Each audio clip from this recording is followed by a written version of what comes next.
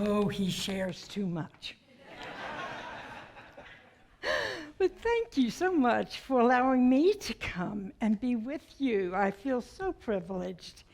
And I feel like I'm with old friends. Now, I've known Valerie for quite a while, since she was one of my students, SEE class. And I loved her. And then I met Cindy.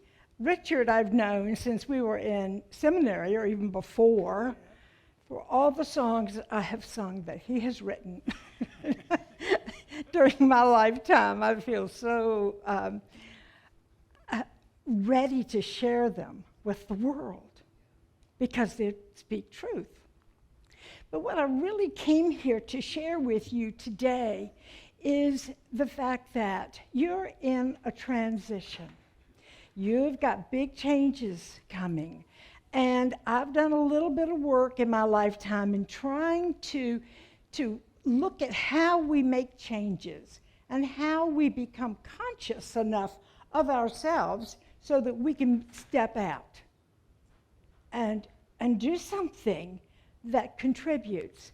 How many of us this morning, I'll raise my hand first, want to contribute and participate to alleviate the suffering in this world? Sure. Oh, yeah. Okay. Everybody. I know that's where your heart is. That's where my heart is. That's where the heart of this ministry is. And so I'm here to just point out a few things about how to stay conscious, how to get conscious, how to be in that realm where we say, all is well. We started off our service today singing, all is well when we get together. So, when we are conscious, it seems as if we have opportunities throughout life to recognize them and celebrate them. Suppose you have a big decade birthday. You get to meet yourself again, whether it's 40, 50, 60, 70, and on. It's as if blowing out those candles give us a little reminder that, we're here on this earth for a while. And let's be aware of what we're doing while we're here. So we want to remind ourselves to meet ourselves and ask ourselves certain questions. Now, I want to give you some pointers so you can be more conscious and enjoy being more conscious. The first one is to notice when you are resistant. Now, that might sound like a negative, but I want us to turn it around. Notice when you are resistant and you ask yourself, why am I resisting something different, new, or whatever is changing in my life? Someone says, come on to that class with me. And you say, no, I took a class 30 years ago, and I understand all the new thought principles.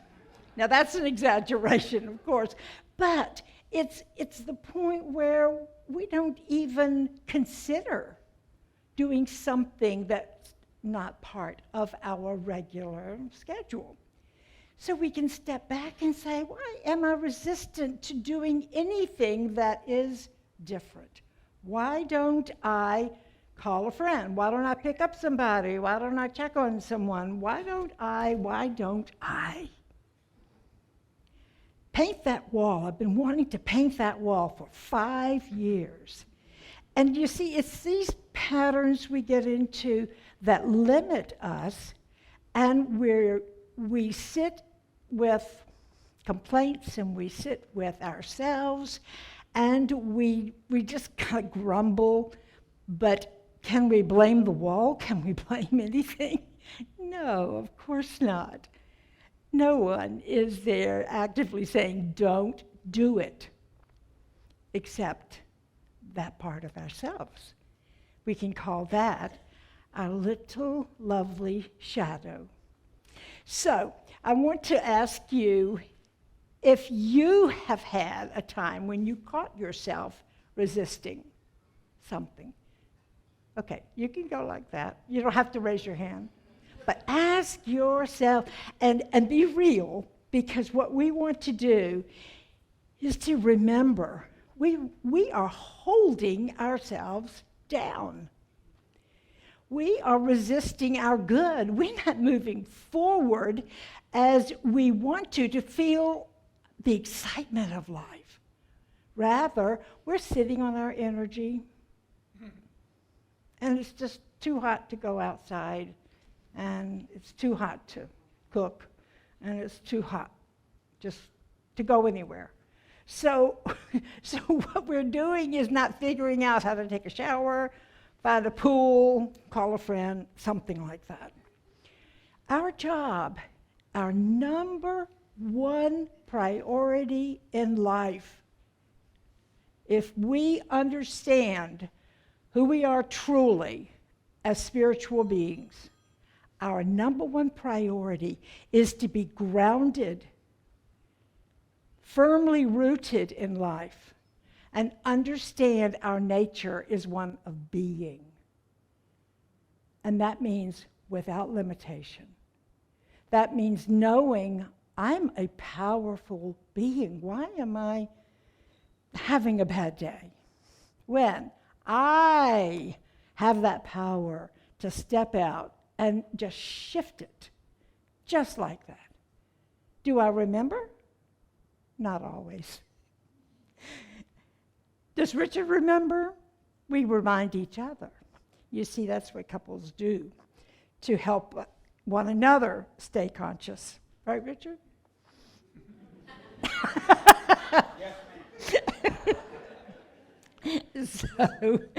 So what I want to read you is a quote from Eckhart Tolle. He's a wonderful spiritual master for us at this time.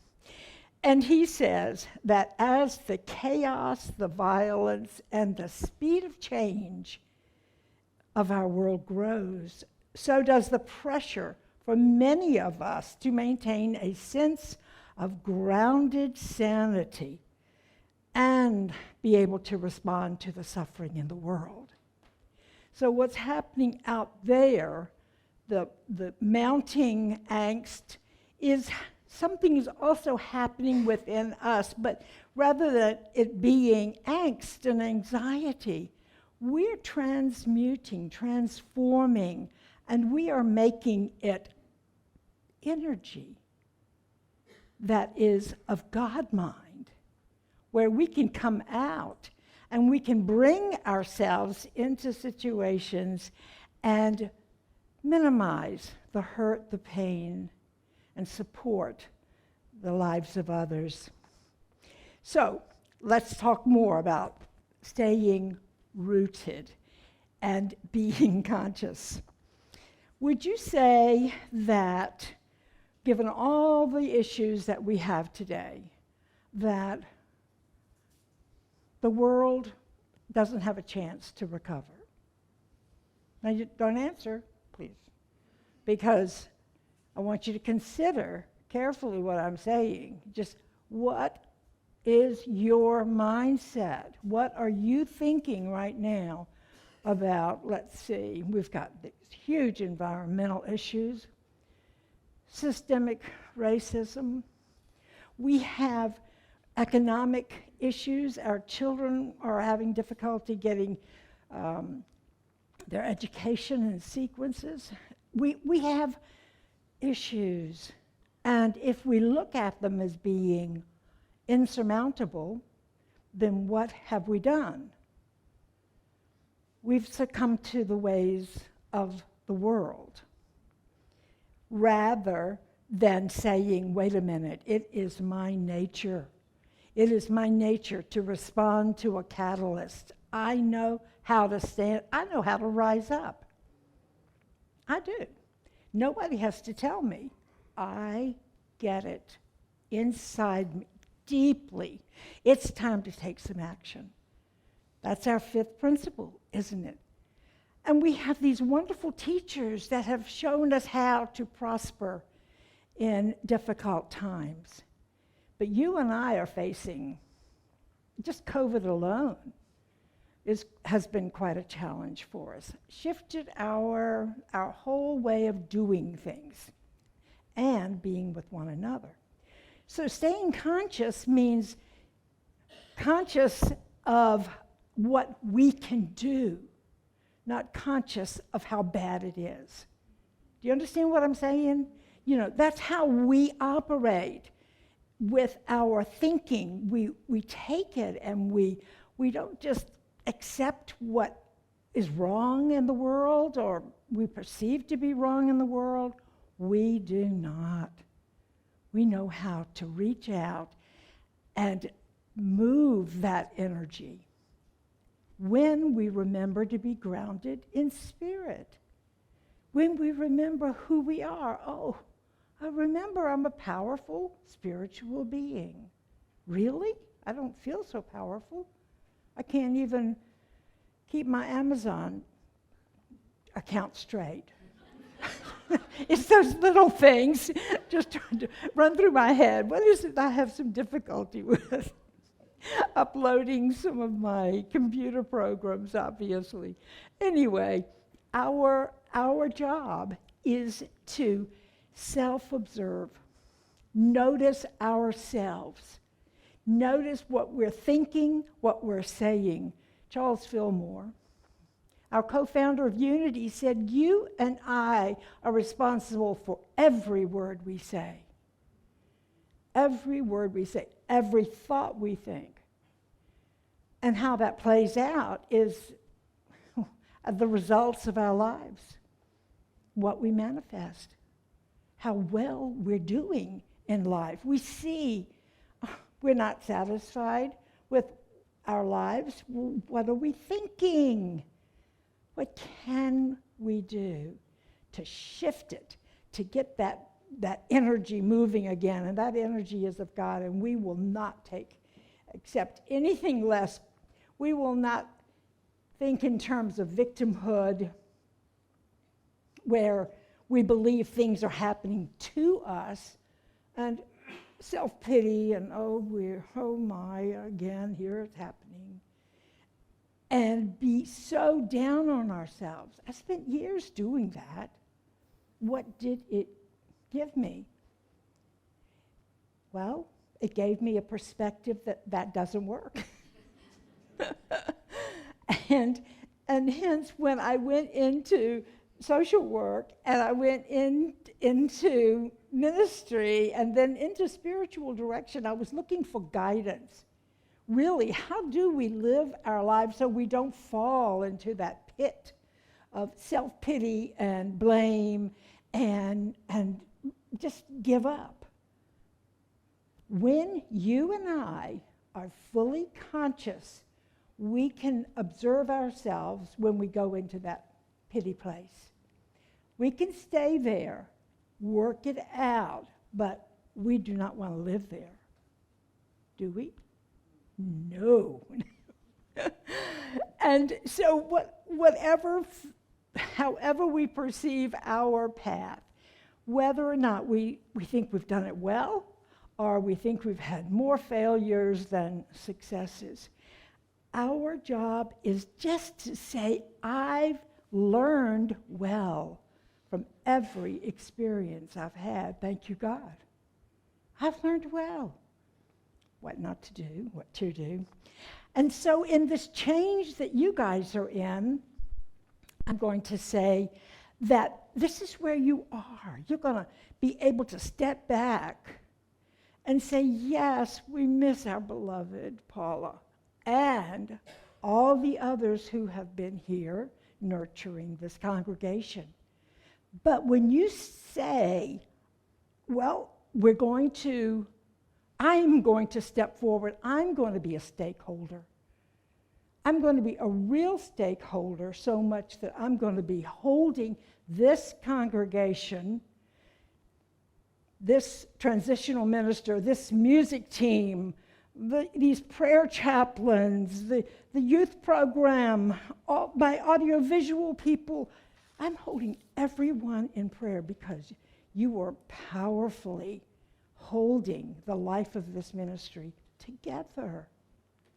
And so when you attract the new minister, that'll be wonderful. But you will already be firmly rooted. You will already know who you are. And if you haven't figured it out, talk to somebody. Because this ministry is alive. I want you to know that. You're wonderfully alive. Because of that, each one of you as a stakeholder can find something to do. Find a little something. Share a little something with another. So everyone in this congregation has a purpose. We teach that to our children in the youth program, in unity. And so why not, as adults, say, oh yes, perhaps I can contribute. What might it be? It's up to you. But that's how we become conscious, because we're really holding that light that I can do this and more. I really can. And if I'm resistant, remember? We remember that wakes us up to be conscious, and we can then say, I think I do want to do more. Who do I talk with? Who do I sit down with? And just look at myself. Now, Richard mentioned family systems. I want to quickly tell you that I went into a master's program at VCU in clinical social work, specializing in Bowen's family system. Murray Bowen, back in the 1950s, was a psychiatrist, and he said all families, units that live together closely have the same 8 behaviors. And we see them in all walks of life. And we can examine them, and we can see the amount of discomfort or comfort or growth or not growth. We can see how they stick together and how it's difficult to differentiate and break out of the same patterns that your family established. How accepting are they of you, of your decisions? So I'm going to provide the next 3 Wednesday nights to just dig into it, and we'll look at some examples and share a few things, because family systems is also relating to a church family system. And so how we operate or operated as a child, how we operate in our current lives, and then bring it into the church is very interesting. So we act and react thinking the other person's doing something to us, but really they're not. They're just being themselves. Whatever's happening is happening within us. We feel deeply, and we share that with one another. But when we can sit and talk and just put it out there and look at it, it just becomes so easy to make those inner changes. So I invite you to join us on Wednesday nights. Now, when we think about being conscious, I want to say one thing. Our children, I have this fondness for our children. And I used to think we needed to do something profound with them. But studies are showing us that we may think just taking a child out for lunch, or taking a child out to the park, or taking a child out to get a pair of shoes is a superficial thing and not very meaningful, but I guarantee you it is meaningful. It's creating a sense of, I'm worthy, I really appreciate this, I learned some gratitude, give and receive love, so many wonderful ways of growing and knowing, and that child knowing there is something within me that the others see about me. Not that I'm more special, but I'm good enough. and we have that message that our children don't feel deserving or worthy. And what we can do is break through that with just a little lunch out. They don't have to do anything to deserve our time or attention. You know, Marianne Williamson has, I'm sure you've seen her at some point or read a book about her, but she says we just block our good and we block our light, and we were born to shine. Our children are born to shine. We were born to make manifest the glory of God within us. And we are able to do that in a spiritual setting primarily that gives us opportunity. Sunday after Sunday, or online in a class, or somewhere, a child wakes up and knows that somebody cares. Now, one last thing. I want to talk about the relationships that Richard also mentioned. I was confused about marriage. I thought that we were getting second marriage for both of us. I thought we were going to commit to how we were living our lives and do it on a spiritual plane. That's all. That's all.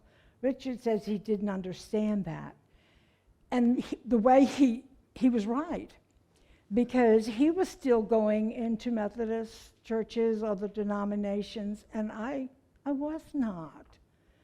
And I was going to walk in the garden, do a walk as recommended by Thich Nhat Hanh, or do some yoga, or something outside of a church setting that I considered spiritual. So it took years before Richard understood about these other ways to become conscious rather than coming to church on a Sunday morning. And I have to tell you, I fell in love with him when he had red hair, big black glasses, and was the skinniest guy on the basketball court. And honestly, you know, being with someone throughout their lifetime is a real treat. So I'm sure you have your special memories as well. But here's what I wanted to share about relationships. We're not here to make each other happy. Richard and I are not married to make each other happy. We're here to make each other conscious. What are we doing? What is this relationship all about? What decisions need to be made that we can make together? Why did we not know that to go in that direction? So if somebody is bringing out the mad in you, really, really pushing some of your buttons, be glad. Drop down on your knees and say, thank you, God, because you're finally doing the work. And you're not glossing over, and you're not just pretending you're in a relationship. You understand what I'm saying? It takes real work to dig in and become conscious.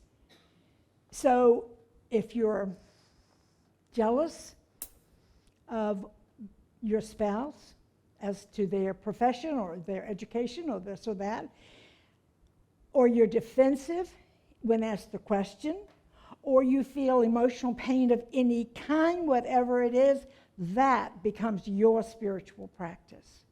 That's what you sit with in the morning when you first get up and have that little sip of coffee and you say, oh my gosh, I've got to think about da-da-da. And you hold it in the light so that it doesn't become something you resent, rather it becomes something that you embrace. And you say, it came up. What is it? What is it? It's not about him. It's not about me particularly. There's something gnawing at me, and That's when you journal, that's when you read, and that's when you pray. So, all in all, we do what's called a spiritual evolution as we step back and look at ourselves. Perhaps we were at one point seeing the world through the eyes of a victim. The world's doing terrible things to me and terrible things to one another and so on. And we realize, oh, I can shift that. I can actually create something different. Or we saw the world through the eyes of being a rescuer. Oh, I really need to help that person. They can't do it on their own. And it comes from a place of almost ego fulfilling to step out and support someone rather than coaching them to really, they've got tools. What are you going to do? How are you going to do it? What can I do to support you? You see how that shifts and empowers. So this dynamic principle of shifting and transforming is real. And we get it, and it's just that quick that it can happen. And the last one is when we're in the role of a perpetrator, and we're telling someone what they should do, and we're all self-righteous in their face. We can step back and say, that's harmful. I'm going to stop that. I'm going to instead challenge them to do something different. That didn't work last time. And you see, we move into a place where we can be heard. The other person can't hear us if we're just telling them what to do. Again, in these close relationships, in these families, this is how we learn these dynamics. And in a spiritual setting, we can unlearn and relearn. Always going to that place where the glory of God is to be manifested in each one of us. Your playing small doesn't serve the world. And that's what Mary Ann says. No shrinking. You're meant to shine. So, I have a couple more stories. I'll save them for our Wednesday night. I just wanted to be with you, to encourage you to look into any fear, examine any insecurity, such as, I don't know. I don't know if I could do that. And we're constantly running up against these fears. And when we finally check in, we hate ourselves when we do that. Shifting again. Self-love that leads us away from defeating talks, behaviors, obsessions, addictions, the fear of what others will say. You just need to move in consciousness to finding that place of being present with others.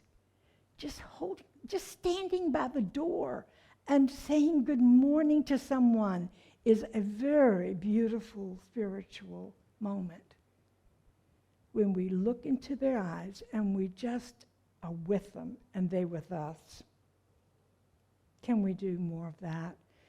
Can we be the Christ in expression, with or without the so-called senior minister? Sure. Absolutely, but we have to become conscious. So I'm going to close with this. When we think about our 5 principles, we can read them all and we can go into a lengthy discussion about them. But I like to simplify things, and so I'm saying that when we shorten them, we can say, God is. I am. I think it, I pray it, I live it. You understand? You following me? Those of you who have studied the 5 principles know they're deeply important for us to grasp, and yet very simple in nature. God is. I am. I think it, law of mind action. I pray it, knowing that I'm coming from that place of affirmative prayer. I just pray it, see it done. And I live it. And I live it out. I live it large, best I can. Being an introvert, I kind of fumble and stumble around that one a little bit. But I do think that we can all heal. Every one of us can heal into being the person that can make a difference. There was an Indian poet in the 15th century named Kabir, a Hindu mystic, and he said this: "Why run around sprinkling holy water when there's an ocean inside you, and when you're ready, you'll drink?" So we're going to go into a little meditation now. We're going to take some of these thoughts with us. And let's just be together, be close together. Become conscious of this group, this wonderful, beloved community that is blessing so many. How do I become conscious? How do I alleviate suffering in the world? How do I? What is mine to do? So I invite us to go into a moment of discernment, and let's just hang out there for a moment and see what the Holy Presence says to us.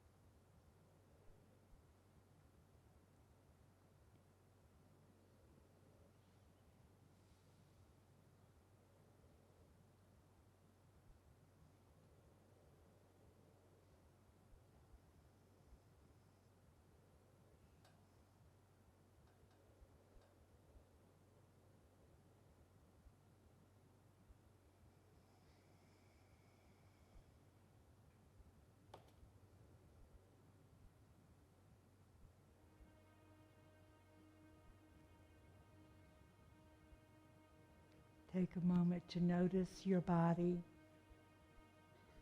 Are you totally aware of yourself sitting on that chair? Are you alert to listening to Spirit? Are you willing to listen more? Do you want to participate in a greater way in your world, whatever that might be?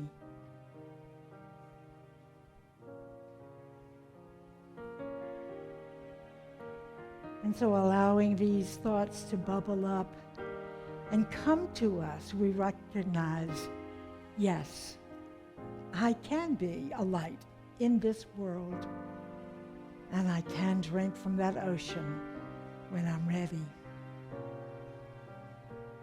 So come back to this space and this time knowing Spirit is going to flow through you, through this congregation, through the minister that's coming here to serve you, and through each one of you as powerful spiritual beings. Thank you for letting me be here today.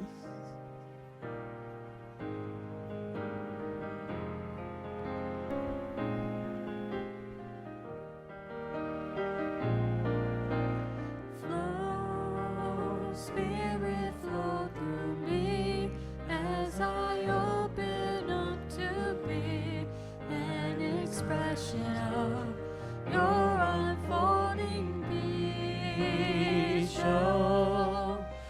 Spirit show through me as I open up to be an expression of your